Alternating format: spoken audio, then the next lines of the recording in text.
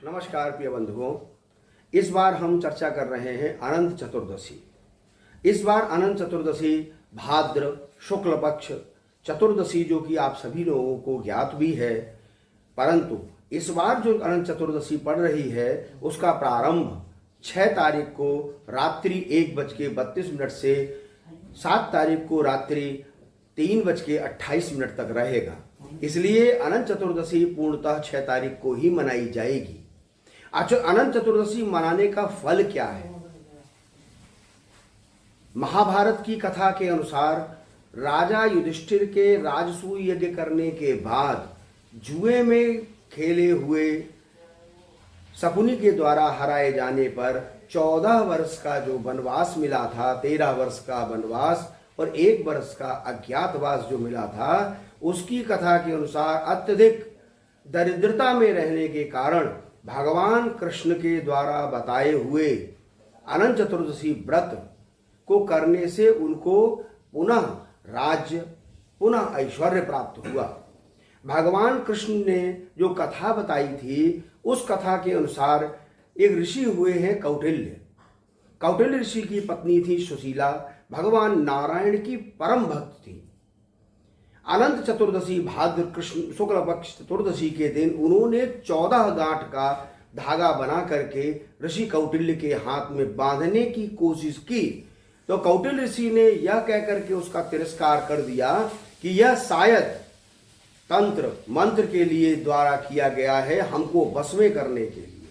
उसके परिणाम स्वरूप कौटिल्य ऋषि का जो ज्ञान था वह अंधलोक में चला गया और कौटिल्य ऋषि विक्षिप्तावस्था में पृथ्वी पर भ्रमण करने लगे। जब उनको इस चीज का भान हुआ तो उन्होंने अपने पत्नी के द्वारा किए हुए अनंत चतुर्दशी व्रत के अपमान का बोध होने के बाद पत्नी के साथ पुनः 14 वर्ष तक अनंत भगवान का पूजन किया। कथा यह आती है कि अनंत चतुर्दशी का पूजन अगर 14 वर्ष तक जो व्यक्ति कर ले, 7 जन्म कृतम पापम, 7 जन्म के किए हुए पापों का तुरंत विनाश हो जाता है। साथ ही यह जो 14 गांठें लगाई जाती हैं, यह 14 भुवन का प्रतीक है। तल, अतल, रसातल, तलातल, महातल, ऐसे 14 भुवन जो हैं उनके सुख का प्रारूप है। व्यक्ति को उनके सभी सुखों की प्राप्ति भी होती है, अनुभूति भी होती है।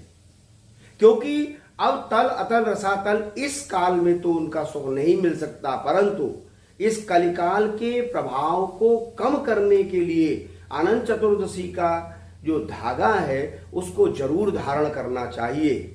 या तो हाथ में धारण करें, क्योंकि उसमें हाथ में धारण करने से कर्मतः सीधा हाथ कर्म का प्रतीक है, तो सीधे हाथ में या बाजू में धारण करना चाहिए। ऐसा धारण करने से भगवान नारायण की कृपा तो होती ही है, साथ ही सभी प्रकार से मनोकामनाएं भी प्राप्त होती हैं। इस बार जो अनंत चतुर्दशी पड़ रही है उसका मुहूर्त अत्यधिक सर्व लाभप्रद है। इस बार एक योग पड़ रहा है कामद योग, दूसरा योग जो है वो सर्व सौभाग्य योग है। इन योगों के कारण सभी प्रकार से सुख, ऐश्वर्य और सभी प्रकार से भोगों की प्राप्ति भी होती है।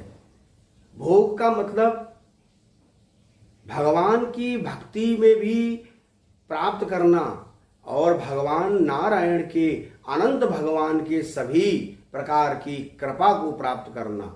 भगवान नारायण का इस दिन दूध, दही, घी, शक्कर सहित से पूजन करके सुंदर आसन पर विराजमान करके 108 नामों से भगवान का अर्चन किया जाए। उस अर्चन को करने के बाद जो धागा बनाया जाता है, जिसको अनंत भगवान की साक्षात स्वरूप माना जाता है, उसका पूजन करके स्वयं धारण करें, परिवार को धारण कराएं और अपने इष्ट मित्रों को भी धारण करा सकते हैं। नमस्कार प्रिय बंधु।